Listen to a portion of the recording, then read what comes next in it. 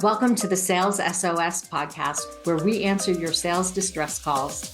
I'm your host, Liz Hyman, bringing the rescue boat to your sales challenges. In this ever-changing sales environment, it's easy for leaders to feel adrift. We're here to be the beacon guiding you to success.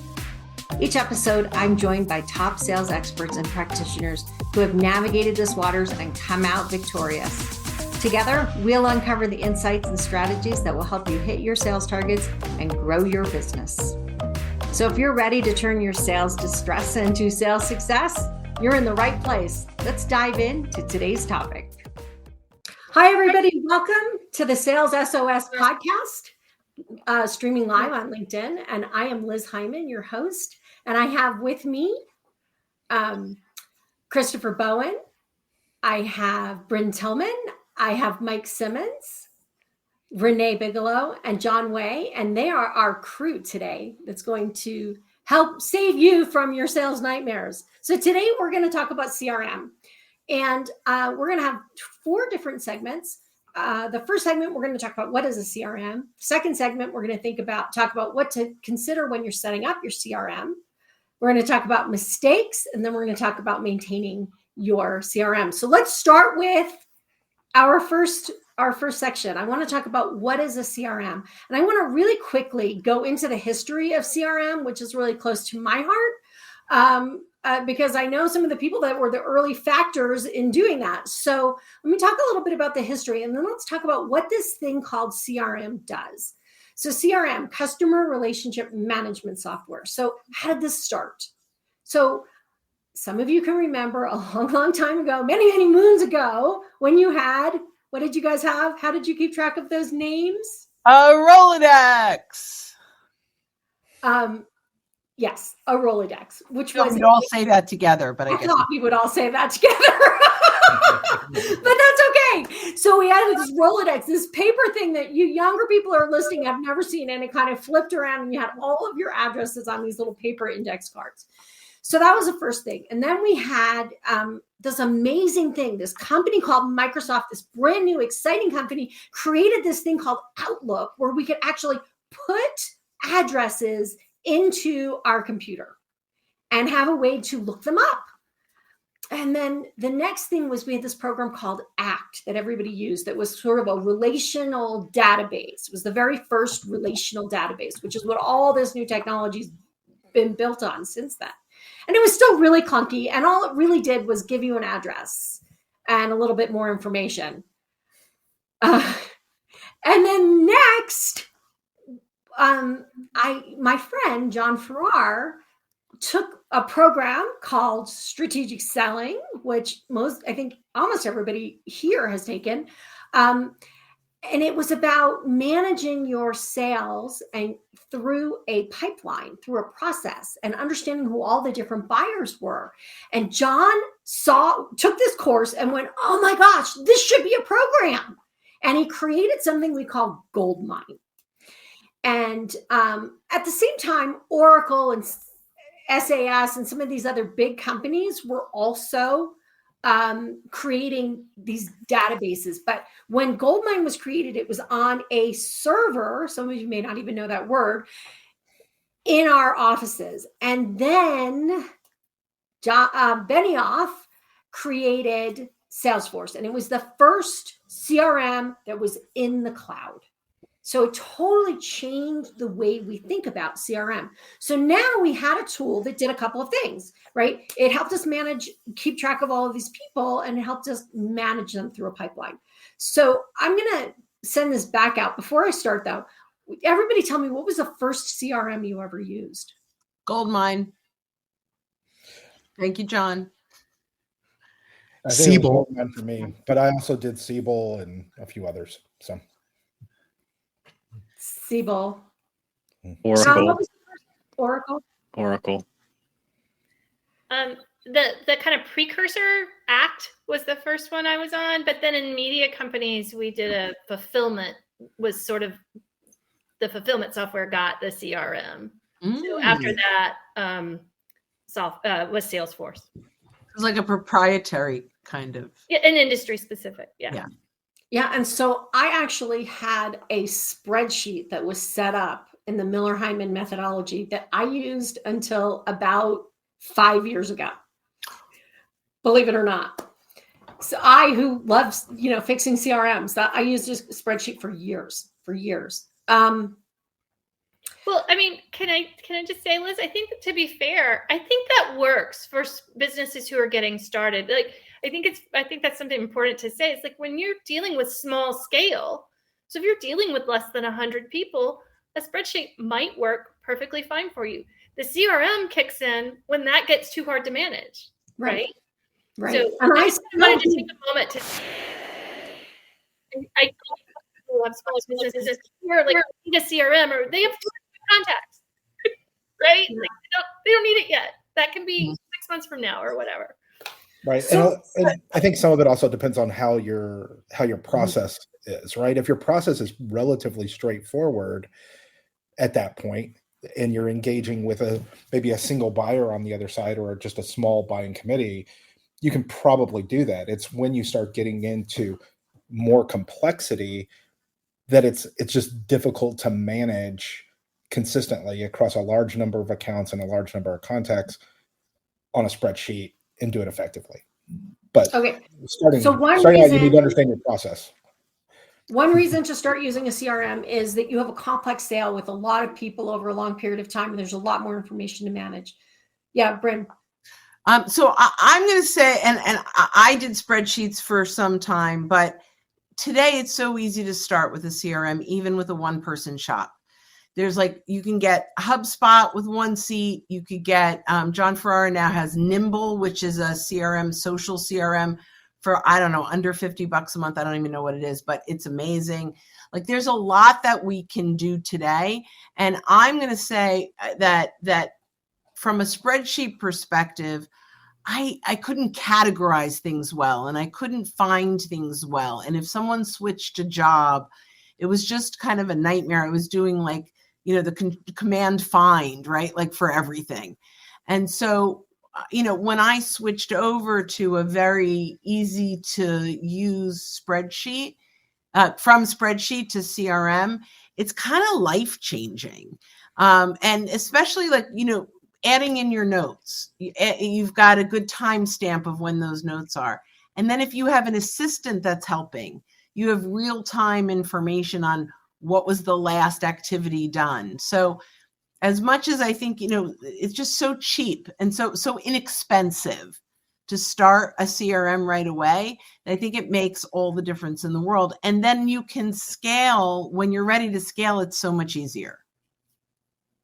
I think to your point, it's one of the things that, in this particular episode about what a CRM can do.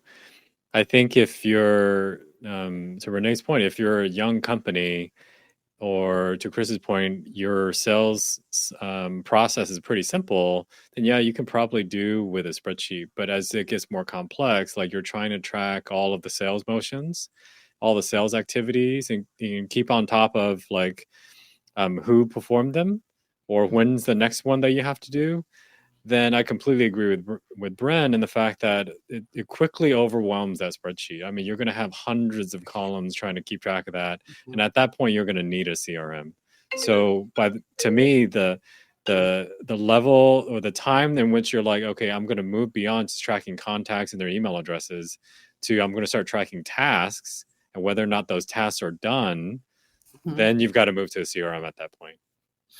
Well, and the other thing that I love about, John, what you're saying is you can even schedule tasks, right? So if instead of having to go into your calendar, so what I used to do is someone say, okay, follow up with me in 3 months. And I'd say, great. How's Tuesday, June 7th at 10 a.m.? Great. And then I'd send a calendar invite. And then I would get to that calendar invite 5 minutes before, and I'm like, oh my God, who was this person? I don't remember. I have no clue, right? And so having that CRM where I can see, okay, I talked to them then, I've got their LinkedIn content in there, and now I have a note taker. So I will actually put a link to the conversation in the CRM. Now, yes, you could do that in a database, but in 2 seconds, I can now pull that up. And I can actually pre-call plan in 5 minutes. Yeah. So So there are a lot of things within the CRM that help us as individuals to do our job. Mike, why don't you jump in here and share some of your thoughts on why a CRM?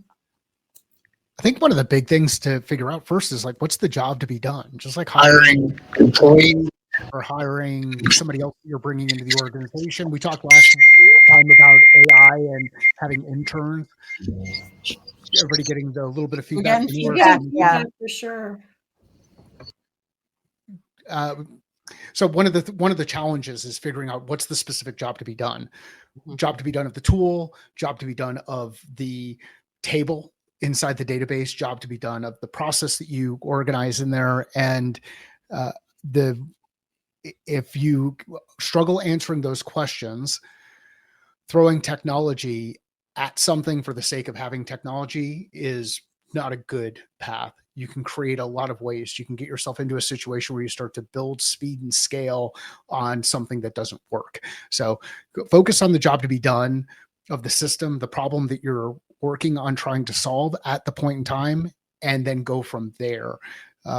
There's no shortage of tools that exist out there that you can use. And the way that I like to think about CRMs is that they are primarily a database of people, individuals, companies, the place where people congregate, and deals, how organizations make money. And we use those deals to demonstrate pipeline that's created and forecasted. So what are we looking at some point in the future relative to money? And then beyond that, you start to think about who are the people that need to have access to all of that? What kind of access do they need to have? What kind of information do they need to see that helps minimize the number of meetings that we have to talk about stuff that we already know that's already in the tool? So those are just a couple of the things that I like to think about when thinking about implementing any kind of technology, including a CRM, and then designing and building out the actual CRM inside an org. Yeah, so I love that. So there's two sides to this here that we're talking about. The first is, as an individual, how do I manage my time, my activities, my priorities around my sales work in order to get done what I need to get done, right? So being able to have activities that I can schedule so I don't have to remember. I can actually say, here's the activity on this date. Call John and follow up about, implementing this software in his company, right? So I can actually say, what am I going to talk to them? Find out if they got this done yet, whatever it is. So not just follow up, but what are we doing? So I have an activity, I have a date, I have them in a stage in the funnel so that I know, whether or not I have enough in my funnel to help me hit my goals. So I have phone numbers, I have addresses, I have all these things that I need in order to communicate. I have an email address I can click and send. If I'm really fancy, I have a phone number I can click and dial.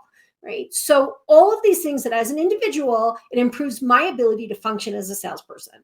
So now then there's the other side of it that Mike was talking about. And that is, as a manager of a lot of people or as the owner of a company, I now have the ability to forecast, to understand where there are holes in the funnel, in the pipeline that are going to mean that I am not going to hit my numbers. It enables me to predict how much I should be developing or how much production I need to support sales, how many employees I'm going to need or need to get rid of, right? Where I need to add resources to the company. I can look at which salespeople are doing well and which ones aren't.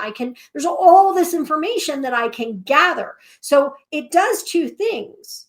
And one of the problems comes, and we're going to talk about this a little bit, is when we forget what our purpose is, right? What's the purpose for doing this? And I am like a huge fan of the CRM done right. And more often than not, I see CRMs done wrong. So we're going to talk about that in a second. What else did I miss? Like, why else have a CRM? What else should it be doing for you? Yeah, Renee, go ahead. I'll add in, and as usual, I will also say, from the perspective of the customer, maybe, because that's the piece I think we haven't included.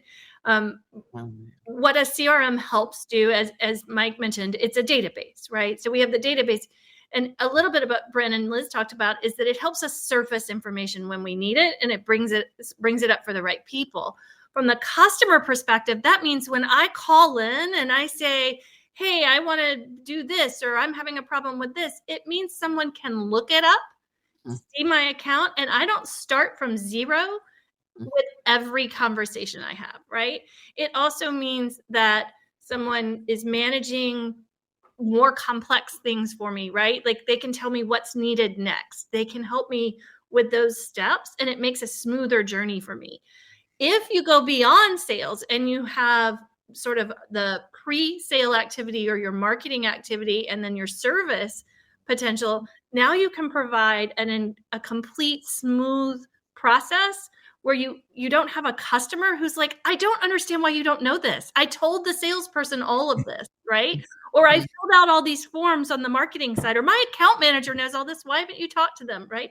Like a CRM is where all of that, if it becomes that source of truth that John mentioned before, and all that data goes in there, and it's a program that helps surface that information. Yes, it can help you manage things better and run the business and forecast, but from the customer point of view, it provides a much more seamless, less schizophrenic customer journey. Yeah. So if I can just add, there's also a marketing component too, right? And that's one of the things I love is when, if a client clicks through an email and I know it. So there's a marketing component as well with CRMs that really can help, because marketing and sales talk to each other, but also give us triggers that can help in our sales process as well. Yeah, and I think that this idea that it can do more than just help salespeople manage their time. So when we started with the CRM, we had Pipedrive. When Salesforce just started, they were relatively simple tools that just helped us manage a sale through the pipeline. We add a marketing component to one side. Now, not only can we manage it through the sales engagement, we can manage it from marketing to close. We now can really, truly track lead source if we do it right? And really know where we're spending money that's effective and where it's not. We can figure out better what leads are qualified. We can do all these things with it. But then it gets even more involved, and you can actually, some CRMs allow you to bring the proposal right into the CRM. You can actually send it from the CRM. You can mark it paid from the CRM, right? So now you're bringing in these other tools that now enable that salesperson to see the bigger picture, help our client better, but it also helps leadership see the whole picture better. Mike, it looks like you were going to say something. What are you thinking? I think and this is probably going to come up in the challenges discussion, but there's so much it can do. Should it? Right. This is a really good question. And I know that'll come up a little bit later. So that's what's going on in my brain. Yeah, no, it's a really good question. So, but the bottom line is this CRM can do a lot of things, right? And you can tie other tools to it, right? So I can tie my QuickBooks to it. I can tie my dialer to it. I can tie my scheduling tool to it. Right? So as you begin to build this out, then you get to the part that Mike's talking about is now all of a sudden, does it do too much? As a salesperson, am I so overwhelmed by all of the different things? Or is it really a tool that makes my day so easy? And I think that is the most important piece. Like John, we missed John because we started and we weren't recording. So John gets to say again that your CRM is what, John? It's your single source of truth for everything related to the customer. Right. So if we know that, if we have that, that's a really good starting place. John, were you going to say something else? No, I think you summed it up really nicely. And I really like the thought process and the strategic thinking about at what point is it too much? I think that's one of the things that I think people make CRMs the panacea, the utopia tool, the one tool that rules them all. They just want to throw everything in there. But I really like the strategic thinking of like, at what point is it too much? Yeah. And we're going to get to that in just a couple more minutes. The one more thought that I have about the CRM is if you want your salespeople to use the CRM, it has to be so easy to use that they want to be using it. The moment you put other people's needs ahead of sales, your salespeople will stop using it. And that is because they're the ones that are not in front of their CRM. They're the ones that are in other tools all day. They're the ones that are running around. And so the more you make it difficult for your salespeople to use it, the less they will use it and the less valuable of a tool it will be. So, well, and you have to understand when and how they're going to use it. I mean, I realize that coming out of the pandemic, certainly travel budgets aren't what they used to be, but it doesn't mean that they're always going to stay that way. And if you're somebody that's on the road and you're doing this from a phone or from a tablet, that's a very different experience than if I'm in my home office where I've got multiple monitors set up and I can work super easily and see everything I need to. If I'm now on a much smaller screen and you're asking me to fill out a field that has 200 entries in it, okay, guess what sort of adherence you're going to get for that, right? Mm-hmm. So my one request, if there are any CRM makers out there listening to this, you got to let them do talk to text. Salespeople have to be able to, on their phone, say, move this from this stage to this stage, change the price from this to this, add this many widgets, right? At some point, we have to understand that's what salespeople need. Are you guys ready? Oh, go ahead, Renee. I was just going to say, I'll add in because the CRM does do so much more in so many places too. I'll just add in the exact same principle applies to your marketing team and your customer success team or support team if you're using it for that kind of service hub. It really, that what John and Mike were saying about strategic thought and what you're trying to do is figure out what information to surface to which person using it, right? And that makes it easier to do their job. And then the leadership team or the analyst team can pull back out whatever they want, but you can't get what you need if you don't make it easy to get things in. And you don't help people with the tool if you don't make it easy to surface. So whatever team is using it, right? You have to make it easy to get it in and easy to surface what they need to do. So I think this is a really great place to stop this conversation and invite you to join us in our next segment where we talk about what do you want the CRM to do and what do you need to think about before you set up your CRM. So thanks for joining us, and we'll see you in the next segment. And that's a wrap of this episode of the Sales SOS Podcast. A huge thank you to our experts for throwing us a lifeline with their insights. We hope today's episode has equipped you to navigate the sales seas with confidence. Never miss an episode. Subscribe to the Sales SOS Podcast on your favorite platform. If you have questions, comments, or topics you'd like us to explore, join us live on LinkedIn every second Friday or share your questions on YouTube or LinkedIn. Until next time, keep sailing towards those sales goals. I'm Liz Hyman, your captain here at the Sales SOS Podcast, saying smooth sailing and successful selling.